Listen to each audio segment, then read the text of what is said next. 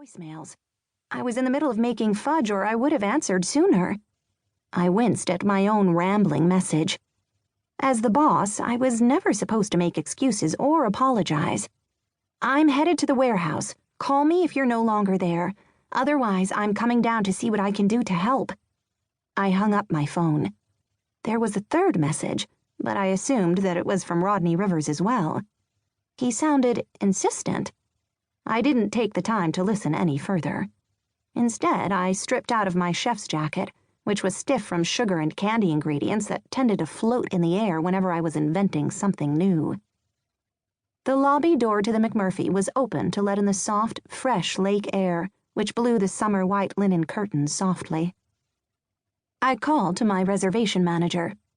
"Francis, I need to meet Mr. Rivers at the fireworks warehouse. Can you cover for me until Sandy comes in?" "Sure can," Francis answered from her perch behind the reservation desk. "What's up?" I'd inherited Francis, along with a historic McMurphy hotel and fudge shop, when my Papa Liam died. She had worked the busy summer seasons for Papa and Grammy Alice for as long as I could remember. Mr. Rivers didn't say exactly, but there may be something wrong with some of the fireworks. "Do you want me to call the fire department?"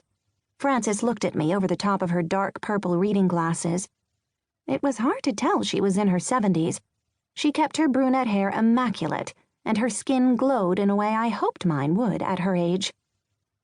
"No, I think if it were bad enough for the fire department, Mr. Rivers would have called them. He's an expert at that kind of thing, and has always stressed safety first." My bichonpoo puppy, Marshmallow, Mal for short, got up from her comfortable spot in the pink doggy bed beside Francis. She stretched her back legs in a manner I liked to call doggy yoga. It mimicked the downward dog position, and trotted over to me, then begged to be picked up. When I ignored the blatant display of cuteness, she poked my black cotton-covered leg with her nose. A sign she knew I was going out, and she expected me to take her. "No, Mal, it's too far for you," I said, and gathered up my keys and things in a small bag with shoestring handles that turned it into a backpack. She sat, sighed loudly, and turned back to her bed. "I'll call as soon as I find out more." I pulled the bag over my shoulders. "Let Sandy know we're short on the chocolate cherry and the cotton candy fudge." "Will do." Francis went back to her computer. She had been my Grammy Alice's best friend.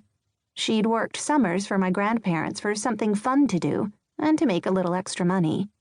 When she retired from teaching, she came to work for Papa Liam full-time. When Papa died in March, Francis had stayed to help me navigate the ins and outs of running the McMurphy. I counted on her to introduce me to our regular customers. Some had been summering at the McMurphy for generations, others just a season or two, but Francis remembered them all. I grabbed my thin blue jean jacket from a hook near the back door and put it on over the top of my pink McMurphy polo shirt and went out the back door of the hotel.